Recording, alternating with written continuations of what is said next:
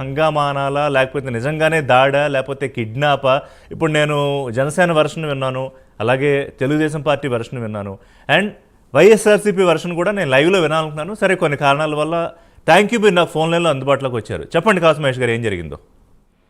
తెలుగుదేశం ఏ version చెప్పిందో, జనసేన వక్తలు అక్కడ ఏం వర్షన్ చెప్పారో నేను లేనండి, నేను ఇప్పుడే జాయిన్ అయ్యాను. సో వాళ్ళు ఏం మాట్లాడారో నాకు తెలియదు. ఇప్పుడు జరుగుతున్న ఎన్నిక బహుశా ఒక దగ్గర చైర్మన్ ఎన్నిక, చాలా చోట్ల వైస్ చైర్మన్, చాలా చిన్న ఎన్నిక. మెజారిటీ స్థానాలు, అందులో ఇదేమి ప్రజలు వేసే ఓట్లు కాదు, ఇది కేవలం అక్కడ గెలిచిన కార్పొరేటర్లు వాళ్ళు ఎన్నుకునే ఎన్నిక. అంటే ఆల్రెడీ పార్టీ డిసైడ్ అయింది. ఇప్పుడు జనం ఓట్లు వేసేదంటే అది ఎవరికి వేస్తారో మనకు తెలియదు లోపలికి పోయి.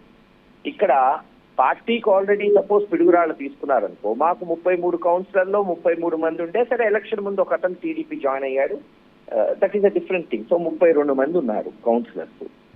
దాన్ని అవకతవకలు చేయాల్సిన అవసరం, పోలీసులు పెట్టి కిడ్నాప్ చేయించాల్సిన అవసరం ఉందని నేను అనుకోవట్లేదు. ఎందుకంటే ఇప్పుడిప్పుడే కూటమి ప్రభుత్వం అధికారంలోకి వచ్చింది, 6 నెలలు అయింది.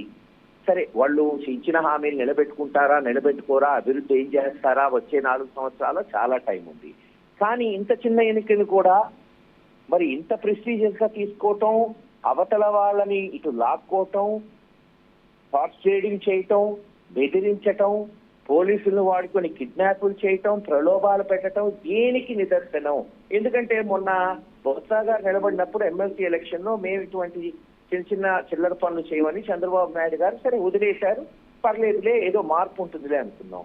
మరి ఈ రోజు ఏమైంది చెప్పండి? ఏమైందని మీరు అనుకుంటున్నారు? ఏమైందో తెలుస్తుంది కదా. అంటే నిజాలు బయటకు వస్తున్నాయి. చిల్లర రాజకీయానికి తెరదించారు, దిగజారు రాజకీయానికి నిదర్శనమైంది.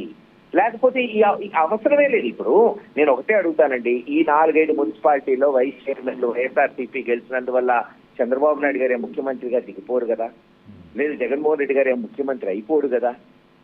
కానీ ఒక హుందా రాజకీయం, సరే ఎవరుంటే వాళ్ళు గెలుస్తారు, రేపు లోకల్ బాడీస్ లో జనం ఓట్లు వేస్తారు, ఇంకా చాలా టైం ఉంది. ఇదైతే ప్యూర్లీ సింబల్ మీద జరిగే ఎన్నిక కదా. అన్లెస్ మనం అవతల వాడిని బెదిరించో, ప్రలోభాలు పెట్టో, డబ్బు ఇచ్చో అవతల వాడిని లాక్కుంటే తప్పితే అంత మార్పు ఉండదు కదా. ఒకళ్ళిద్దరు మారారంటే ఓకే ఫైన్.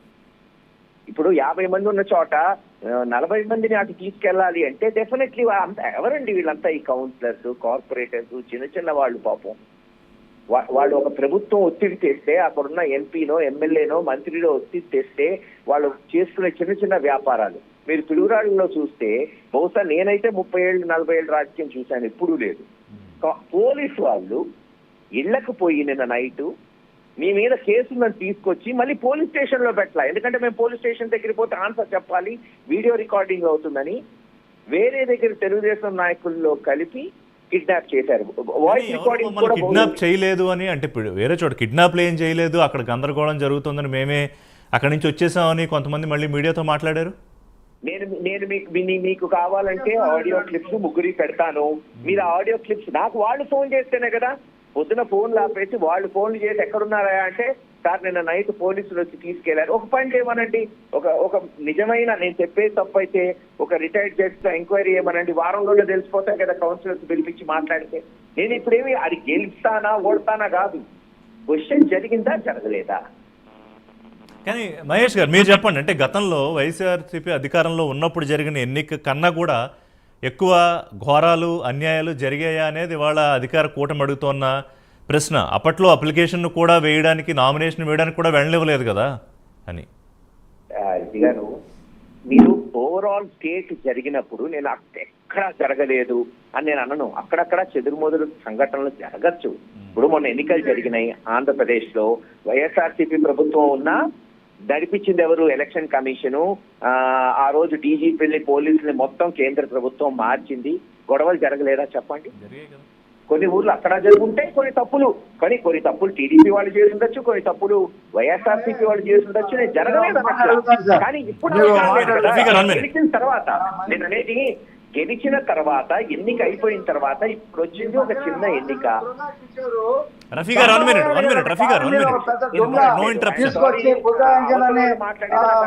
గారు నో ఇంటరప్షన్, ఆయన ఫోన్ లైన్ లో ఉన్నారు, మీ మాట వినపడదు. మహేష్ చెప్పండి, మహేష్ రెడ్డి గారు అంటే నేను ఆగమంటే నేను ఆగుతాను, వాళ్ళని మాట్లాడమని. లేదు లేదు చెప్పండి నాకే అభ్యంతరం. చెప్పండి చెప్పండి మీరు సో, కంప్లీట్ చేయండి. ఇప్పుడు ఎక్కడో ఒక ఇప్పుడు దాదాపు 16,000 పంచాయతీలు, 650 మండలాలు, 125 మున్సిపల్ కార్పొరేషన్స్ జరిగినప్పుడు, దాదాపు ఒక 30-40 వేల మంది క్యాండిడేట్ జరిగినప్పుడు జరగలేదు అని నేను అన్నట్లా జరుగుండొచ్చు. కానీ ఆ రోజు 1% 2% ఆఫ్ ద ఎలక్షన్ జరుగుండొచ్చు. కానీ ఈ రోజున 80-90% జరిగితే ఇక దానికి సరే అప్పుడు 1% జరిగింది కాబట్టి మేము ఇలా చేస్తామని అంటే దానికి ఇంకా మనం చెప్పగలిగేది ఏం లేదు కదా. ఇప్పుడు బొలిశెట్టి గారు, కాసు మహేష్ గారు మీరు లైన్లో ఉండండి ఒకసారి. బొలిశెట్టి గారు, ఒకటి కాసు మహేష్